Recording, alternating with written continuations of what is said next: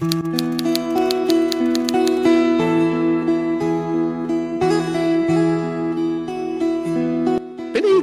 nyo lang, pati korte. Kagaya din sa Cardinal Santos. Nag-ikutan lang kayo. At palalabasin ninyo, korte ang gumawa. Mr. Chair, palagay ko napakaliwanag ng paikot-ikot na ito eh. Another thing, just a warning, attorney. This might be a ground for your disbarment for rendering an opinion that a decision of Court of Appeals can be modified by an administrative body. The Philhealth Board, sir, has the quasi-judicial authority to Oo penalize. nga, balik na naman tayo sa judicial eh. Anyway, Honorable Barsaga, Nagluloko Mr. na lang Chairman. tayo rito. I'm sorry. Mr. Chairman. Okay, Honorable I move Fernandez. that he be cited in contempt. I second the motion, Mr. Chairman. I was about to say that.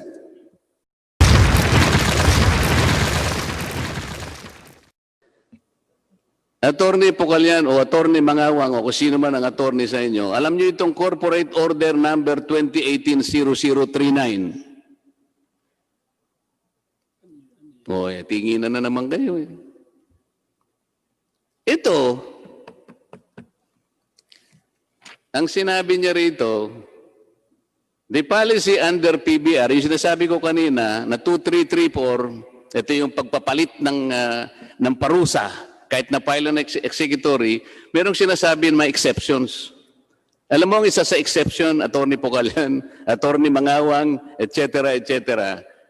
Cases with decisions of the arbitration office. Okay? OCCOO or board or any offense which are already on appeal with the courts. Maliwanag dun eh. Pagka nasa korte na, wag mo nang pakikialaman. Hindi na po pwede yung Philhealth Order 2334. Katakot-takot na policy yung ginagawa ninyo, pinapalit-palitan ninyo, kasi ayaw yung protectionan, ayaw yung alagaan.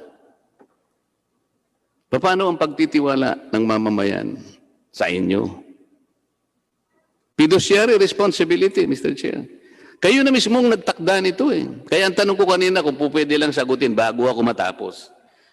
Ganun pala ang pakay ninyo sa perpetual succor na kahit na napatunayan yung nagkasala, isip-isipin ninyo, 3 araw lang ang confinement ng isang pasyente. Ginawa niyo yung 30 halimbawa.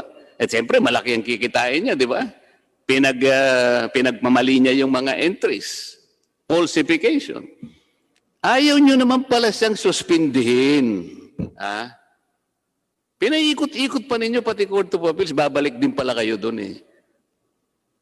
Bakit po ganun? Pwede nga ba sumagot, Attorney po? Hindi nyo naman pala sususpin. Wala naman pala sa bokabularyo ninyo na suspindihin. O, di ba? Pinaikot-ikot nyo lang, pati korte. Kagaya din sa Cardinal Santos. Nag-ikutan lang kayo. At palalabasin ninyo, korte ang gumawa. Mr. Chair, palagay ko napakaliwanag ng paikot-ikot na ito eh. Salamat po. Mr. Chair, I agree. No, before I recognize you, Attorney Pucalan, short reply. Bakit? Ano nangyari? Sir, actually, I warned, when that legal opinion was presented to the board, I warned them that the action of the board will be susceptible to partiality. Kaya nga, I suggested that... Attorney Pucalan, ano sana eh, ako ihinto na sana, wag kang magsisinungaling lalo. Winarn mo. Eh bakit mo ginawa ito? Wawarningin mo rin pala. Dapat hindi mo ginawa ito eh. Mr. Chairman, Yes. just for the clarification of the lawyers, may mga abogado tayo galing sa Philhealth. Just a very simple question. Can an administrative agency like the Philhealth, even with the approval of the board of directors, can change a decision coming from the court which is already final and executory? Meron bang president yan? Na meron ng desisyon ang husgado, final and executory, pagkatapos papalitan nyo pa? Yun, sinasabi ni Honorable Remulla, hindi mo susundin to favor a party. Attorney Pucalan, kindly answer. Sir, according to OGCC legal opinion, it can be done. The You are a modification... lawyer. Ang sinasabi lang natin dito, decision na to ng husgado. Pwede pa ba natin palitan yan? which is already final and executory, there must be stability insofar as judicial decisions are concerned. Ang nangyayari dito, para namang iba ang batas nyo at jurisprudence sa nalalaman namin. So, simple question. Pwede nyo bang baguhin ang final decision ng husgado? I will Be it recognize- under TC or Court I will of Appeals. recognize Attorney Mangawang, who is the corporate secretary. You should have given legal guidance to the board. Yes, Mr. Chair. The board was aware, it was aware at that time of the general rule that a decision that has become final and executory can no longer be altered. But it was also aware at that time that there are 5 exceptions to this general rule. And the board at Pero, that time... okay, balik na lang tayo, simple na lamang. Kung i-alter ba ang decision ng husgado, sino ang mag-alter? In case of fraud, accident, mistake, or excusable negligence, shall it be the court which render the decision or the administrative body? Kaya, sinasabi ko lamang, simple lamang.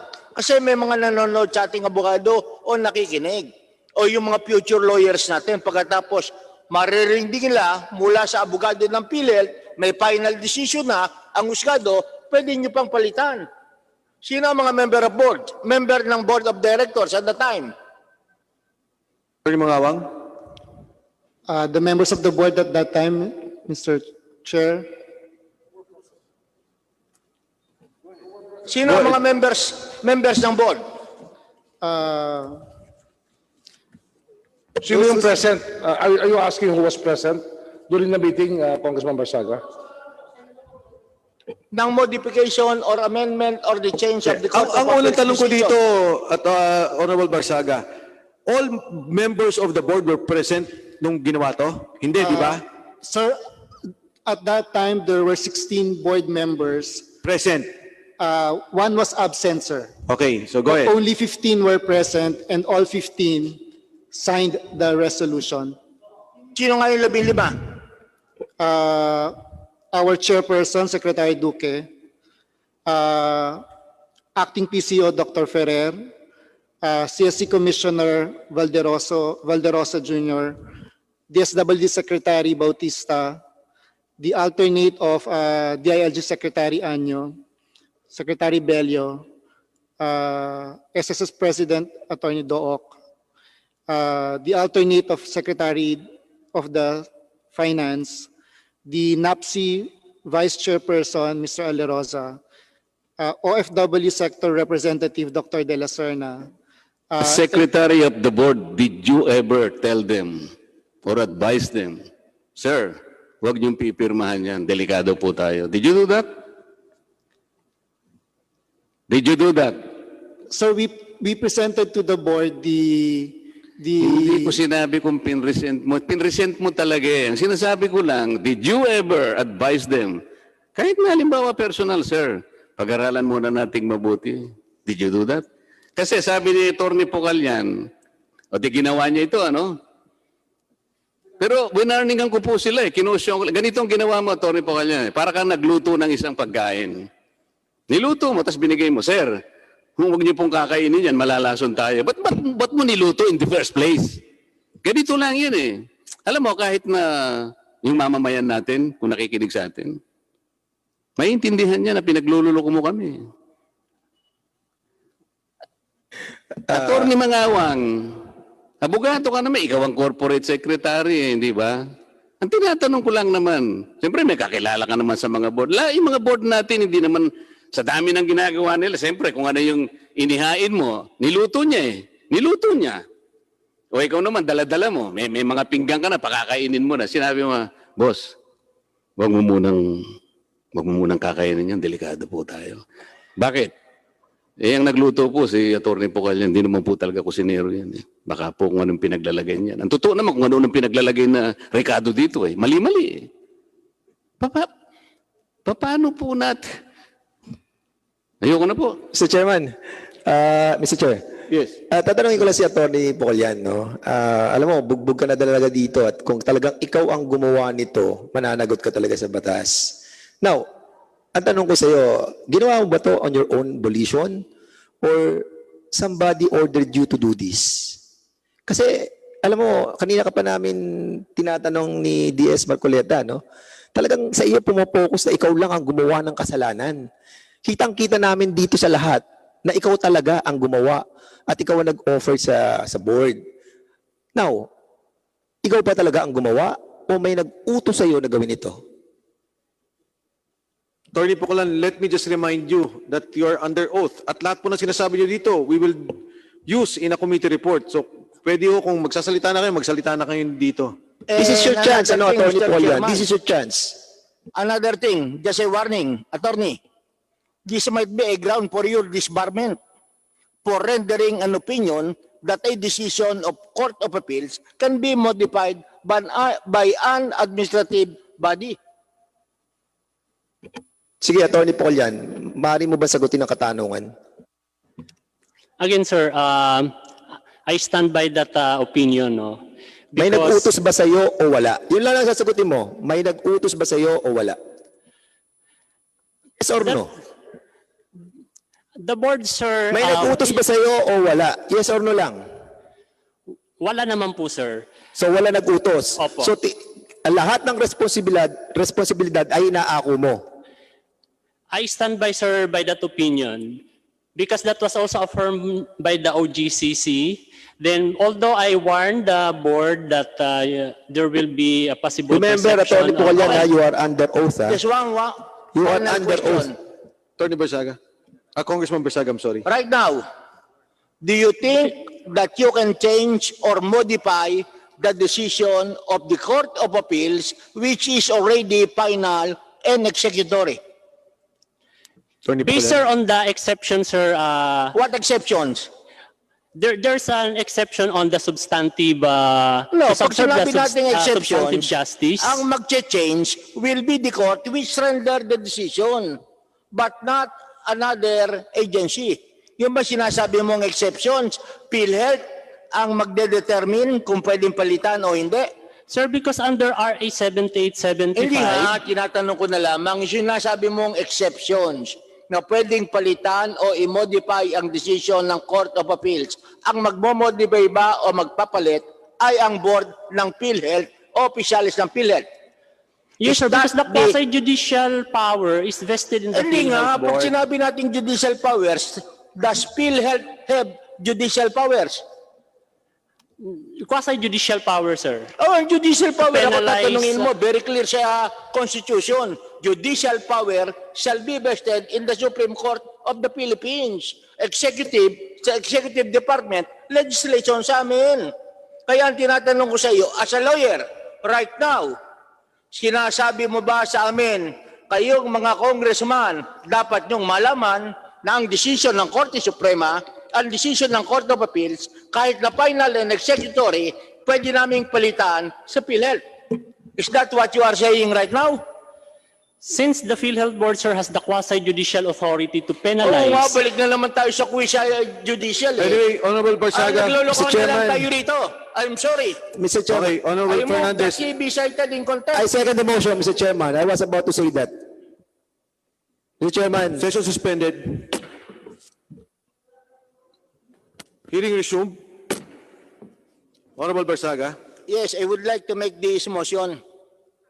I most respectfully move, Mr. Chairman, that we cite Attorney Jonathan Bucalian for contempt for misleading the lawyers as well as the public that an administrative agency like the PhilHealth can change or modify the decision of the Court of Appeals, which is already final and executory. And that would actually constitute a disrespectful conduct or behavior in our proceedings. And that I base on my knowledge as a lawyer.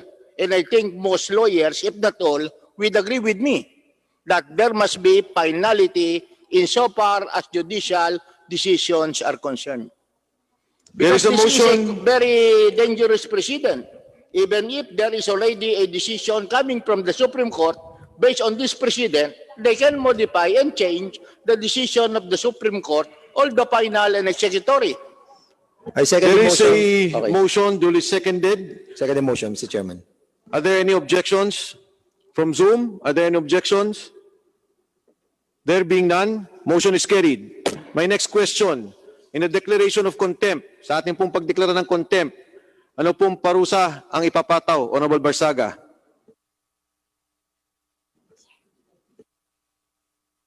Well, I move that he be detained before the House up to Monday. Okay, meron pong motion hanggang Lunes. But let me just read the particular section as provided by the COMSEC. Section 11, contempt. Rules of procedure governing inquiries in aid of legislation. The committee may punish any person for contempt by a vote of 2/3 of the members present, there being a quorum.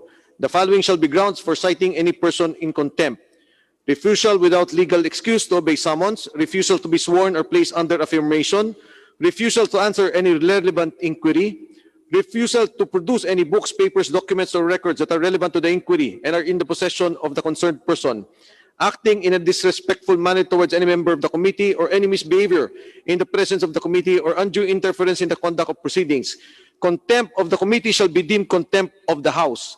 The person cited in this section may, upon order of the committee, be detained in such a place as the chairperson or acting chairperson may designate. Section 12, penalty. By a vote of 2/3 of the members present, there being a quorum, those cited under Section 11, paragraphs E and F, shall be detained for a period not exceeding 10 days in a place designated by the chairperson or acting chairperson under the custody of the sergeant at arms. Ang motion ni Honorable Barsaga, there's a motion for contempt. The motion is to declaring contempt and to detain him for 3 days. Are there any objections from plenary, from Zoom? There being none, the motion and the penalty is hereby carried.